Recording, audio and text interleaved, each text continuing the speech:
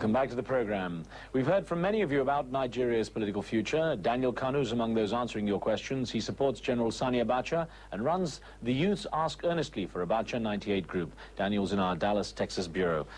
Daniel, let me put a fax question that had come from the Netherlands to you. It says, Nigeria is perceived to be the most corrupt country in Africa. What should Abacha do to try to eliminate or reduce this stigma?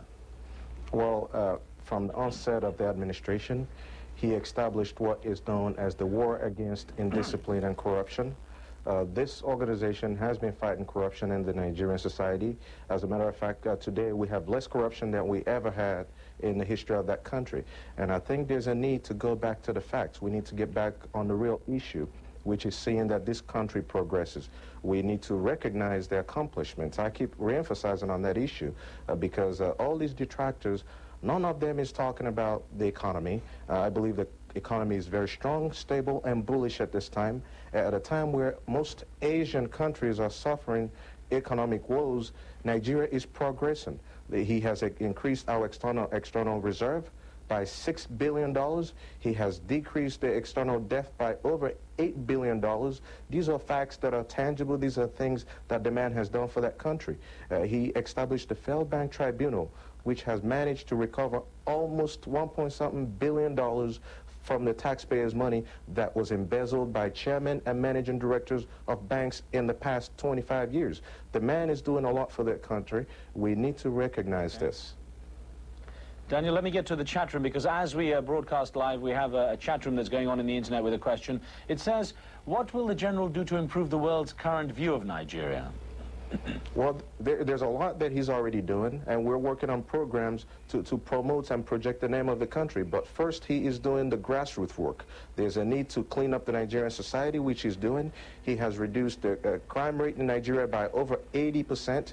He has stopped drug trafficking by establishing the National Drug Law Enforcement Agency, which has stopped drug trafficking. We need to look at those issues. Once he has the Nigerian society cleaned up, which will take a little bit more time, that's one of the reasons why we want him to finish his good work by continuing on. Once he's done with that, then we can go with the issue of promoting the country overseas. But there is a need for us to clean up the Nigerian society, and General Abacha is doing a wonderful and brilliant job at that. All right, Daniel, a caller from England, Kwame, has a question. Go ahead.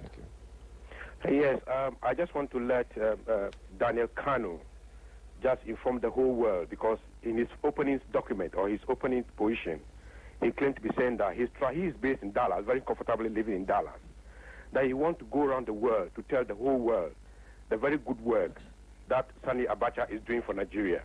Can he tell us, or the world, that he's going around telling how much he's been paid to do this job around the globe, because he seems to be the messenger for Abacha. Can he tell the world how much he's paid to do this job? All right, Kwame, hang on a second. Then let's, Daniel, give me an idea of how much backing your group has by the General. Zero. Absolutely nil. I don't understand the gentleman's anger. This is not an angry thing. It is young people getting together to do what we feel is right. He's quite correct. I studied here in the United States. I lived here in Dallas for several years. I moved back to Nigeria 8 years ago. I currently reside in Nigeria. I'm just here for a week to meet with our members and to gather reports from the field. So I don't live in Dallas. I do live in Nigeria. So don't mind my accent. That's just how I talk. But I think it is important that we stick to the issue. Even if I didn't live in Nigeria and I visit, I think it is right to see that we are doing a good job by promoting our country. It is important that we get together and do that, my brother. All right, an email question here that came in. It says, Nigeria has over 250 ethnic groups. Isn't it wishful thinking to believe that this conglomerate can remain one single entity forever? That's from Nigeria. Is that for me, or? That's for you, Daniel. Go on. Okay. Yes, well, General Abacha is doing a great job keeping the country together. As a matter of fact, that's one of the reasons why, another reason why we want him to continue is because based on what happened 4 or 5 years ago, People are trying to get one ethnic group or the other to rule. They introduce what is known today as the rotational presidency, which I think is nonsense because it ridicules the issue of knowledge and people's ability to rule. We believe that we should pick the best candidate to rule that country, not by ethnic background, but by quality of leadership. And General Abacha possesses all the qualities that Nigeria needs to progress.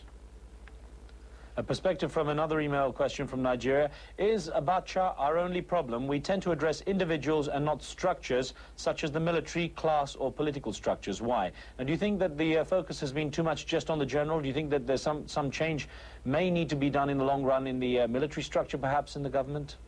Well, the changes that need to be made are being made now by General Abacha.